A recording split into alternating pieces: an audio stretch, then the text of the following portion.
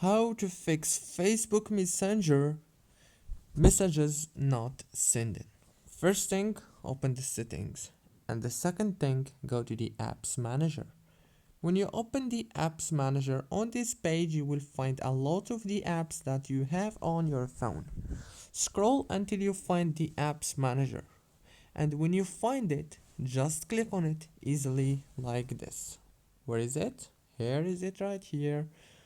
Click on Messenger, click on Force Stop, and then go to the storage.